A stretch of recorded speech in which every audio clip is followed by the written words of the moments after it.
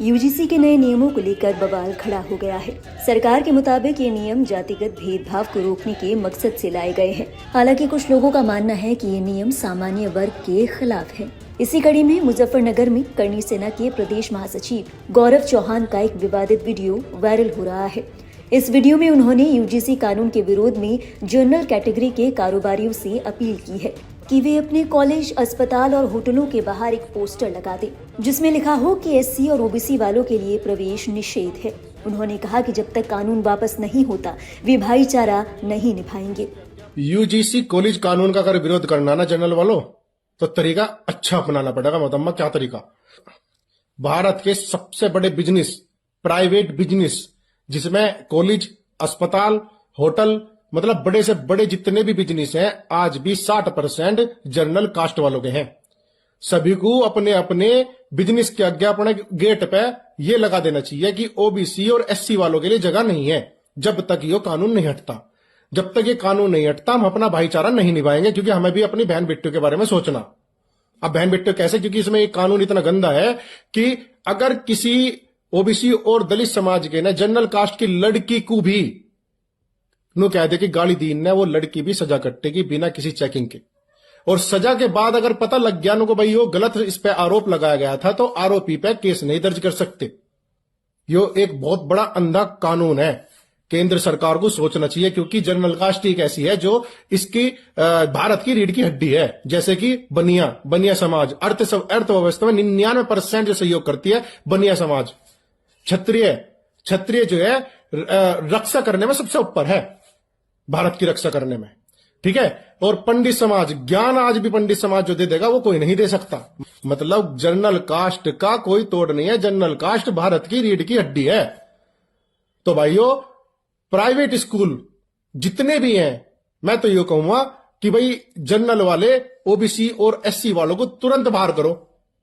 कि भाइयों देखो, हमारी गलती नहीं है, हाथ जोड़ के करो, चाहे जैसे भी करो, कि भाई सरकार की गलती है। तुम लोगों को जब हमारे से अलग बांट दिया सरकार ने, जो कि हिंदुत्व की बात करने वाली सरकार है, केंद्र सरकार हमारी हिंदुत्व के लिए बात करती है हर बार, तो उन्होंने जब ये कानून बनाकर हमारे बच्चों पे ऐसा कानून ला दिया जो बच्चे पढ़ भी नहीं सकेंगे। क्योंकि कोई ना कोई, देखो, कोई ना कोई पूरे कॉलेज में बेबुद्धि भी होवे, कोई ठब्बी होवे, लड़ाई झगड़े वाले भी होवे।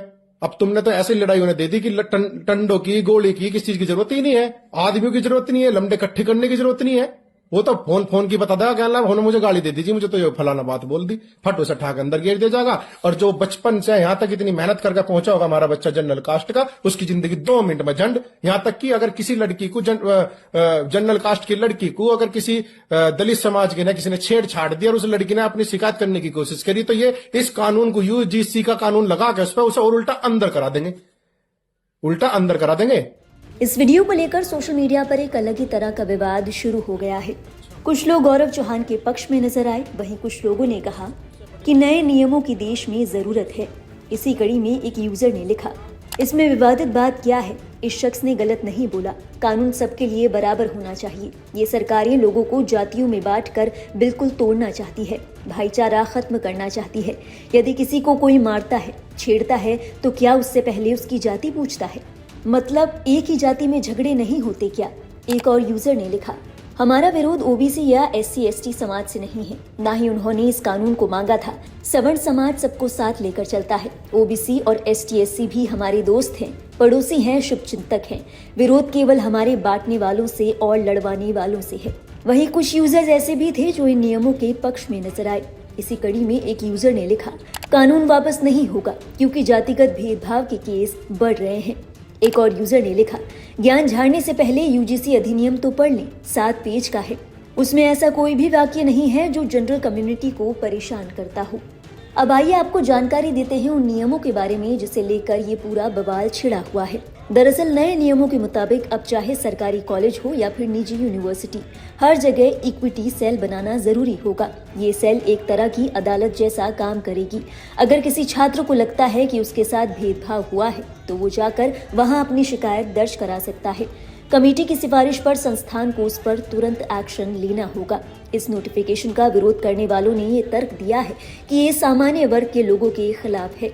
उनका मानना है कि ऐसे में सामान्य वर्ग के छात्र छात्राओं के खिलाफ फर्जी आरोप लगाए जा सकते हैं जो उनके करियर के लिए घातक साबित हो सकते हैं।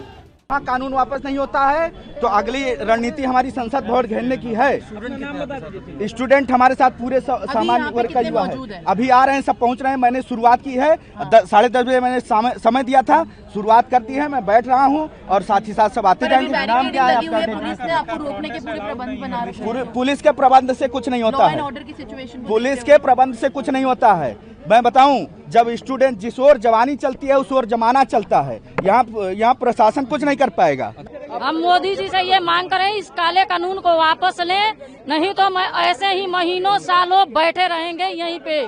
ये समरणों के साथ जो वो भेदभाव कर रहे हैं इसको वापस करें। हिंदू हिंदू का वो नारा लगाते हैं जब वोट का समय आता है, तो चुनाव का समय आता है तो, और ये हिंदू को बांट दिए। ये तो गृह युद्ध की तैयारी कर दिए मोदी जी। आखिर ऐसा क्यों किए उन्होंने? ये समरणों के साथ ऐसा भेदभाव क्यों है? इससे हमारे आने वाले जनरेशन पे बहुत फर्क पड़ेगा। हम ऐसे घर में हंसी मजाक में हम कुछ भी कह देते हैं, ऐसा हमारे बच्चे को ऐसे कर दिया मोदी जी की, उसको पता भी नहीं चलेगा और सीधा जेल हो जाएगा। आखिर ऐसा भेदभाव क्यों कर रहे हैं? हमें खुद बीजेपी के सपोर्टर हैं, मैं कार्यकर्ता हूँ। हम लोग वोट दिलवाते भी हैं लोगों से बोल बोल के। जी, दिल्ली से आए हैं और हम इस काले कानून के वापस करने के लिए मांग कर रहे हैं। अगर उन्होंने वापस नहीं लिया तो हम ऐसे बैठे रहेंगे सड़क पे, चाहे जितना दिन बीत जाए, महीने साल जो लग जाए। देखिए, मेरी डिमांड साफ है। इस जो काले कानून, इस साइमन कमीशन को यूजीसी कमीशन है, साइमन कमीशन है, ये जो रॉलेट एक्ट लेकर के आया है इसको समाप्त किया जाए। ये जातीय डिस्क्रिमिनेशन फैलाना चाहता है, जातीय भेदभाव फैलाना चाहता है इस देश में। युवाओं को लड़ा करके आपस में इस देश में गृहयुद्ध खड़ा करना चाहता है। ये गृहयुद्ध कराना चाहता है।